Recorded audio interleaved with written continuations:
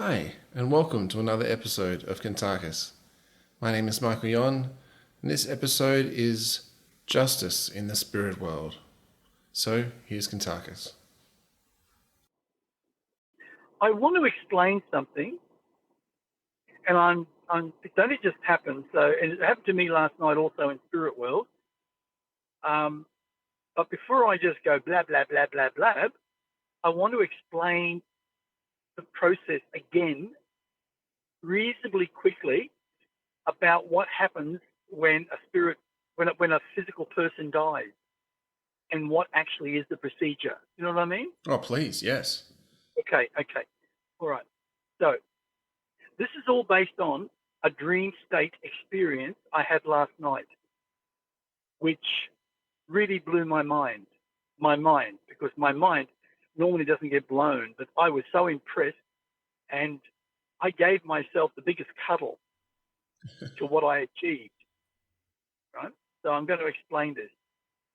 But when a person gets to a stage where they're about to die physically, stage one is they take their last breath of their physical life.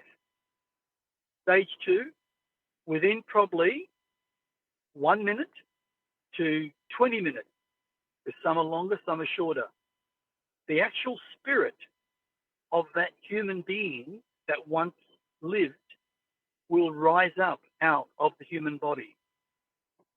Sometimes they become fearful and they take off. They don't know what the hell's happening because they see their physical body lying there or whatever the situation is.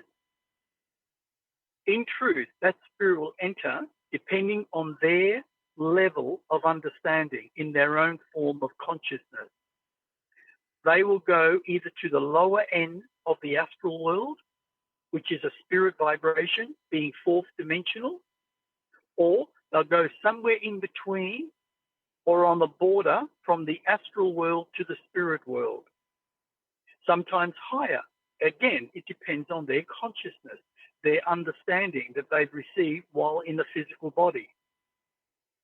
And they can be in the spirit world, anything, because they don't have time, but using the time factor, they can be in spirit world, anything from, say, even a day, if we look at human time, to 10,000 years, 20,000 years. Sometimes a spirit will have so much fear that they will literally take off so fast and be gone vast distances and hide in the blackness of themselves, because that's what it is, the blackness of themselves. They create it without even knowing it. And they can be there from a year, 10 years, 100 years, 1,000 years, 10,000 years, even longer. I've seen it many times. Eventually, that spirit comes out, and they can come out because of their guides or somebody else in the spirit world has actually been led to help them. And over a period of time, that spirit can eventually go through what is called the tunnel of light. The reason everyone talks about the tunnel of light is because it is a dimension beyond the spirit world where things happen on all different levels of consciousness. You can meet family, you can meet friends, you can meet people from, 10,000 years before you even knew them. It just depends on one's level of understanding. When that happens over a period of time, they decide through your own soul to reincarnate. And that's when you go back on the wheel of life to live another existence as a human being called reincarnation. And I said the other day when we were talking, there is not just one wheel of life. There are millions of wheels of life because there are over 8.2 billion humans living at this moment on this planet.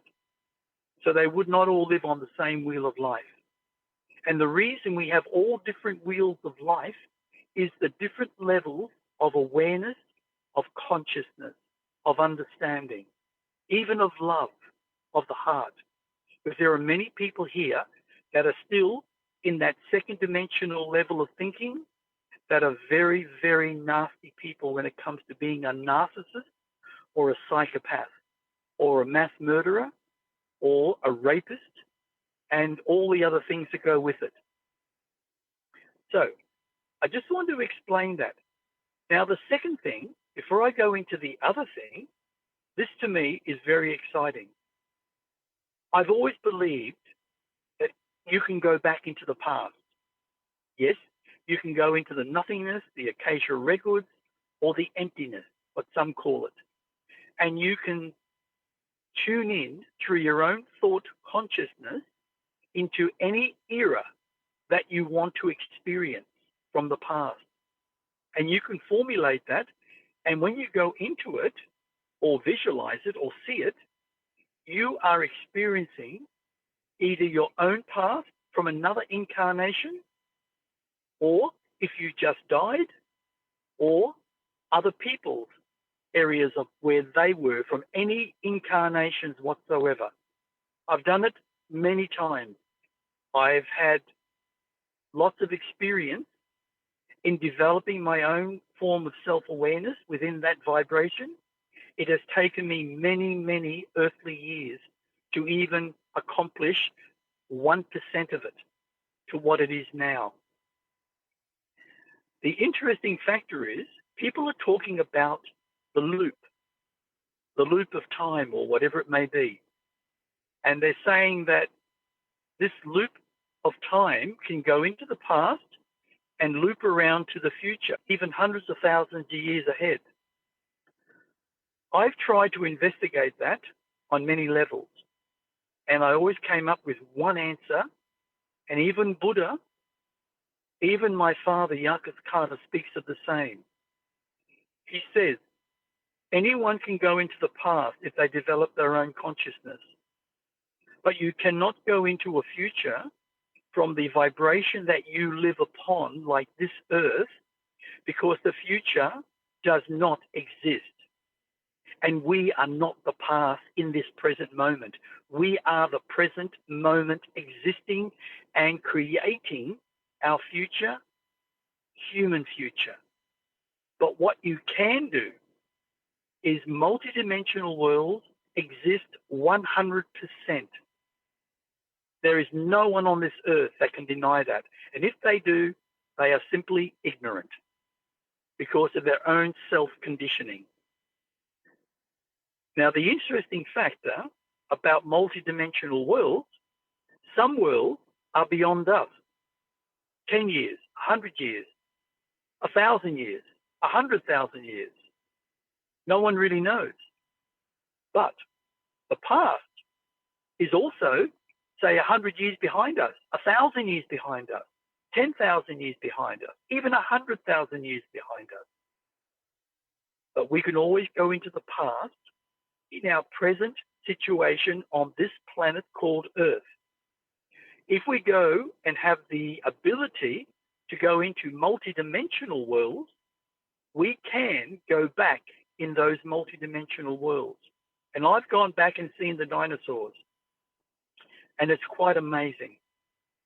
I've gone into the future, several thousand years into the future, but it is not our future, even though we may end up similar. It's the future of that multidimensional world who have evolved like we are in this present moment, beyond their present moment into the future. That's why there is the past, there is the present, and there is the future. And we just have to decipher what we want to believe in or what we want to understand. Now, this is something you know, Michael, that I've been working on, and I'm getting better and better and better at it, but I still have not achieved what I am trying to achieve. The reason I am trying to achieve it is really for one reason, my darling Kalusha, and my son, Nakris. I want to be able to bring back visual photos of the castle that they will live in once they both expire from their human life, And also, I want to show them the dome, 500 feet long, 350 feet high, and 300 feet, say, wide. And it goes in like a dome too, slightly concaved in. I want to be able to take photos of the dome and of the castle. And I want to also show people eventually who I put into the dome. Now, as you are aware, the first lot of spirits that I put in there were massive amounts of pedophiles, rapists, like serial rapists, psychopaths, narcissists, simple murderers, sexual perverted people who have caused pain in such a degree that they deserve all the punishment they get. And the only way a spirit or a physical person learns is by the same means of what they implied upon their victim. That's how they learn. That is a known fact throughout the universes. We here on Earth, we want to sympathize or we want to feel sorry for them because they are the way they are. And yet, in most cases, these entities, if, say, pardoned, will go out and do it again and again and again and again because they are pure evil within their own energy source. Now, the first lot were in the hundreds and hundreds, and I learnt how to vaporize the energy of spirit. I learnt how to never, ever allow them, through vaporization, never allow them to be incarnated again, so they don't cause that form of pain onto another individual. What we are doing, or what I am doing, is getting rid of the rubbish that is totally, in every lifetime, causing massive wars, massive misery, and massive pain upon the innocent. And that's not acceptable. Now, some people won't agree with that. That's because of their limited understanding. And that's something that they have to look at and change. And the only way you're going to change that is to open yourself up to something that you don't want to accept because you're scared to. But beyond that, I now have over 100, well over 100 male spirit energies within the male section of that massive dome. And I have just over 21, maybe 22, maybe 23 female energies. There's 2 of them or there's 4 of them. I have to go back and have a look when I'm aware of the situation. Those 4 or 2 are mass murderers of people, whether it's the elderly, whether it's children. They have been doing this, and when they pass over, I'm guided to their energy source. This is what I've discovered. So someone or some form is guiding my energy when I leave my body at night to find them.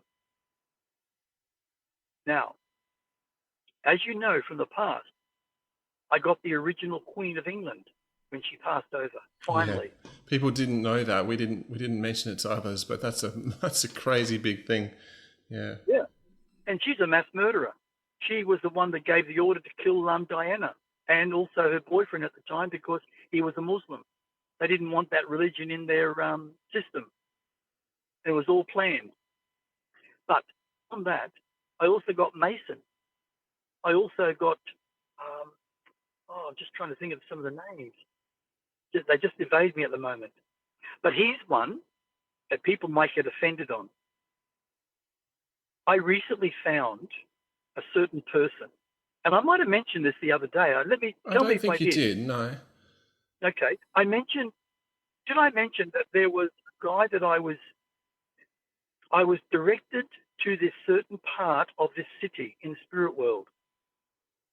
And I came across this man, and he was raping a child, a street child. I was angry, and I flew down and grabbed him by the back of the neck, and I flew him up, and I looked down to the kid, and I said, "Are you going to be okay?" And he said, "Thank you, mister. Thank you. Thank you so much for saving my life." So that kid I will meet again, and I will help him go through the light, because he is not aware that he is dead. And he was one of the kids that was slaughtered in Paris in the last Olympic Games, raped by the elite criminal. That I found out. So I will help him go through the light and help him to deal with his emotions. And here is this filthy, perverted, sick piece of garbage raping this little 7-year-old child. And have a guess who he was. Take a guess. He's an ex-singer that died not long ago from AIDS. Oh. This person I'm talking about is the Queen King. Queen. The singer. Oh, Queen. Oh, you mean Freddie Mercury? That's him. Freddie Mercury. Freddie Mercury raped Oh, his own staff members in the band. did That's he? why he was. That was why he was changing around a few times. But he was overrated. He was an overrated, sexual, perverted, basically pedophile. Wow. And I found him. Now I knew about him, but I didn't go looking for him. I was guided to him when I came out of my body. And it wasn't that long ago. It was only about between 3 and 4 weeks. And I've now took him and I looked at him in the face and I said, "I know you." And he was swearing his head off at me in that vulgar, heavy voice he's got. It was the most vulgar language you've ever heard, mate. I can tell you. I just wanted to drop him, but I knew it wouldn't kill him because he's a spirit. But I took him to the dome and I said, "You're about to enjoy the rest of your existence." And I opened it up, and all the ones down there were swearing and yelling at me too. I said, "Oh, great, thank you. Lovely, lovely music." And I said, "Here, enjoy this one." And I threw him down, and he fell, as I said, 350 feet and hit the ground. And they were on him like a bad smell. And I closed it up. And now he's there. And I meant to write to my son and let him know that I came across him, because he went to the recent Queen's concert. He was supposed to come and see me at Redcliffe, and we were going to have Michelle there and JC and a couple of other people. And he actually rang me, I think, on the late Friday that he can't come because he's going to see a Queen concert. Or I think it was Thursday, late Thursday. So anyway, I was going to text him, but I haven't done it yet, but I'm going to, just to let him know. See, I can't support people, mate, who are perverted, sick pedophiles. You know, there are a lot of people that will say, "Oh, they're a fantastic singer," or "they're this," or "they're that." And there are so many of these people in high prominent places that people worship because they're a singer or they're an actress. And most of them, they're all perverted, sick, carnivoristic, cannibal. And that's not right, is it? No. Now, going beyond that, last night, I was very excited when I went to bed. I don't know why, but I couldn't sleep for nearly an hour. And then I went off to it. All I know is I was gone. I must have tossed and turned probably, 30, 40 times before I eventually went to sleep. But as soon as I went to sleep on my belly, I went and slept in the spare room because I knew something was going to happen. I literally pulled back and I thought I was going to get up to have a pee or something.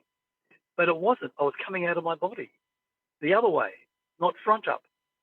I came out and I looked down at my body and I said, "Fine." And I went straight through the wall and I went straight into spirit world. Now, the interesting factor is I wasn't actually in spirit world very long because it pulled me straight back to the right, and that I ended up in the most luscious green, what do you call it? Not a rainforest. It hasn't got all the rainforest type plants. It's mainly pine trees. That's it, pine trees. Pine trees. lots of them, thousands of them, everywhere. And suddenly I was drawn right over in front of me to the right. And I went through this little path that's been specially put there. And I suddenly looked between the trees and I saw this white type of structure, very sort of creamy white. It stood out of the ground, probably only about 5 foot. And it was shaped like a dome, had very solid looking sides. And when I got out there, I looked at it and I said, oh my God, this looks like a Second World War bunker. But it's huge. It had to be 50 feet in diameter. I walked around and there was 4 doors that went down, say, 7 or 8 stairs. And they were all concrete stairs. The doors were really solid metal, like a door on a submarine. That's what they looked like. And I just walked all the way around, and then I come down to one of them. I walked down the stairs very slowly. I touched the door, and my hand started to go through it. And I went straight through it. And something said, make yourself invisible. And I did. I walked down a very small corridor into a massive open room that had a really big table that was made out of concrete. And it had these very, very nice sort of, how would you say, metal type chairs. And there was at least 12, maybe 13 men sitting down, dressed in Nazi uniforms. And have a guess who was standing up with this long, sort of creamy white stick pointing to the center of the table that he was trying to create. And what I found out, he was trying to create another war. It's like he was doing something. Guess who it was? Hitler. It's Hitler. He was in his 40s, 45, maybe 46.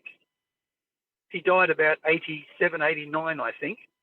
But like that physically, because he never died in the Second World War. Only his double died with his wife. He actually murdered his own wife. He took his kids were taken to America with his top general's narcissists. And they were claimed to be that general's children, but they were actually Hitler's, a boy and a girl. Interesting factor is, I looked at him and I suddenly said, appear. And I appeared near the door where I came through, or the tunnel, I should say, the small tunnel. And suddenly there was this guy. He sort of turned sharply and looked at me. He was wearing his hat, his whole uniform, perfect Nazi uniform. And he looked at me. He immediately put his hand down to his side and pulled out one of those German guns that they created. I remember them very well. And he literally pointed it right at me, my chest. And he went boom, boom, boom, boom. And I didn't fall. And he went boom, boom, boom, boom. Hitler turned around. And I looked right at Hitler. And I just flew at Hitler. And I grabbed him by the scruff of the neck, reefed him up into the air, and straight through the actual building and off into spirit world. And I did exactly the same thing. And as we were traveling, he was cursing me in German. And have a guess how I spoke back to him. In German? In German. I've never done that before, mate, like that. Wow, you were conscious of doing it. I spoke perfect German back to him. And I said, your karma has caught up with you. You are going to suffer for all the lives that you have murdered. 69 million of them. And he started cursing me again. And we got to the dome, up to the top of it. I opened it up, and I just lifted him there, and I let him go. And he screamed in a very deep voice all the way down. And I heard him hit the ground. And then I saw the other ones all stand back and not go near him. They never even approached him. And he stood up, and he started, Sieg Heil, you know, that type of thing. Yeah. And they all just stood back and looked at him. And about 4 or 5 of them out of the whole lot there put their hands up in the same formal fashion. And I started laughing my head off. And I just closed the dome up and I woke up. Wow. That was a very interesting experience. Yeah, that's awesome. Gosh. It is, mate, awesome that I'm actually catching those types of spirit in very unusual circumstances. And that one in that really big concrete bunker was really, really interesting. Yeah, wow. So, like, I mean, he was dead. Like, he was dead. He came back and put himself as 45, 46. And all those ones that were there, they were all dead too. And he brought back his old team, which is interesting. Yeah. When I built the Shikani Castle in the Dome, I'll be honest with you, I was overwhelmed for at least nearly 6 months. I actually achieved such a creation. And when I dissipated that first bunch of very nasty spirits and basically vaporized them so they'll never exist again, it totally surprised me. And I went into a slight depression over that. Yeah. Yeah, I did. Wow. Because I was feeling guilt.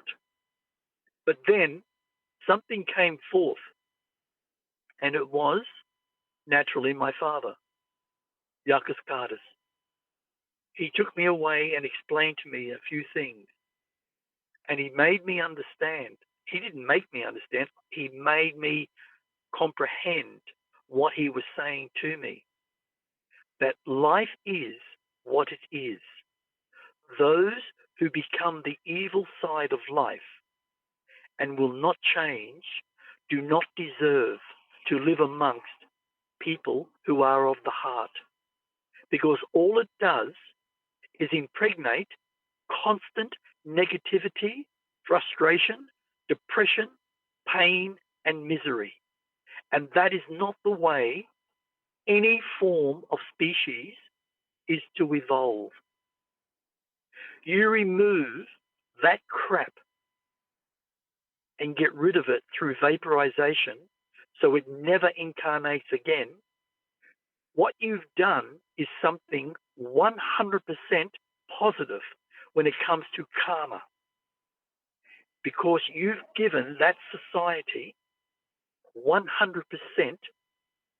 of a chance to create themselves consciously in their own evolution beyond negativity. And that's what changed my understanding and the way I see things without becoming depressed over it. Yeah. Yes. Yeah, I get you. Yeah, wow. Now you're a stone cold mystical man. Yes.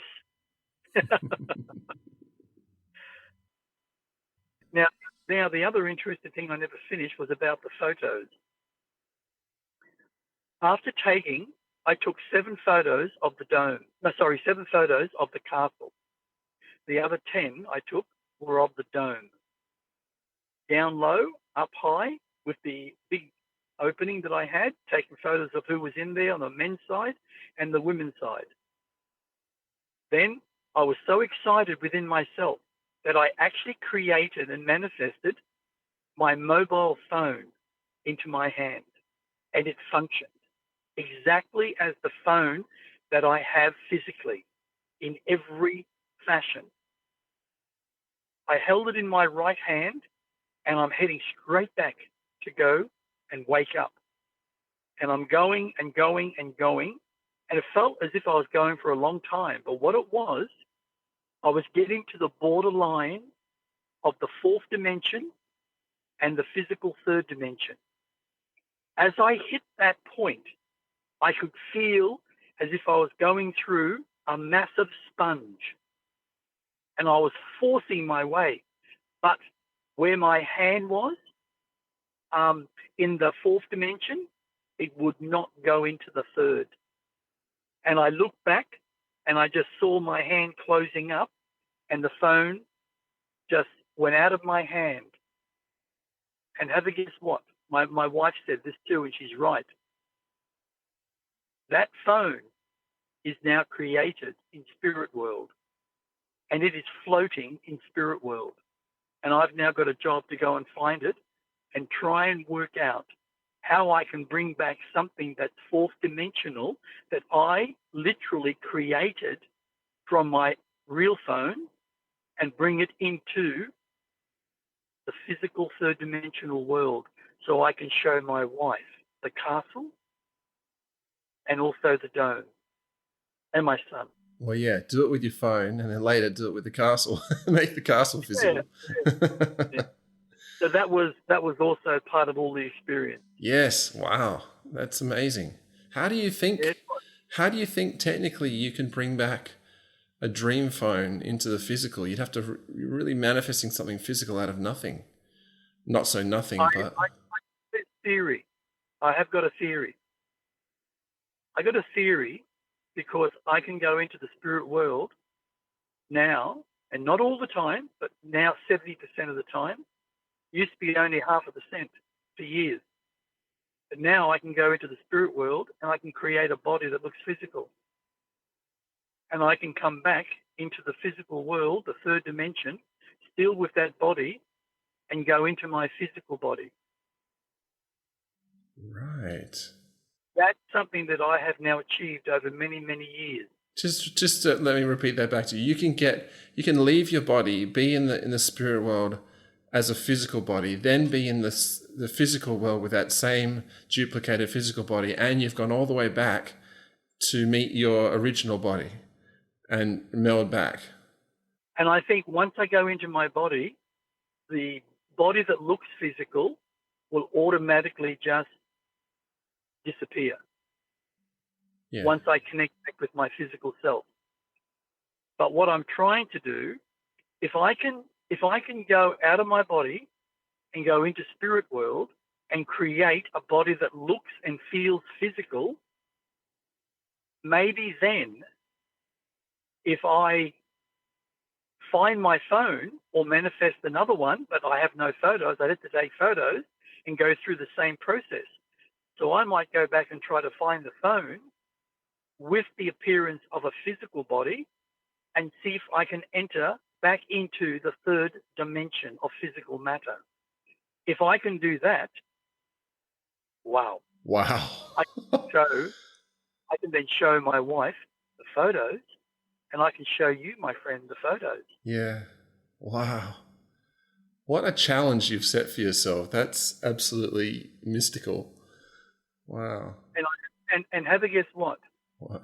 I believe there's this entity which is alien that knows the Nipulans, and he has acquired the information because they have spoken to him about me and also Kalusha and also Nakris from where we come, Nakaris, and also spoken about my father Yakas Kardis.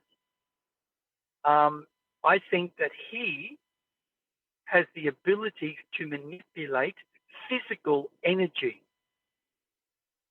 And if that is the case, he may be helping me without even saying anything, because we've actually become, in such a short amount of moments that I've seen him, we've become friends.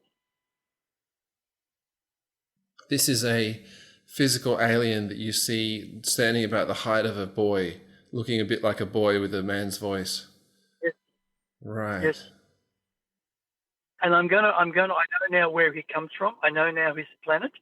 I know now the structure of his planet and his people. I'm going to now spend some time, but I'm going to finish the editing of my book first, which I'm just over halfway.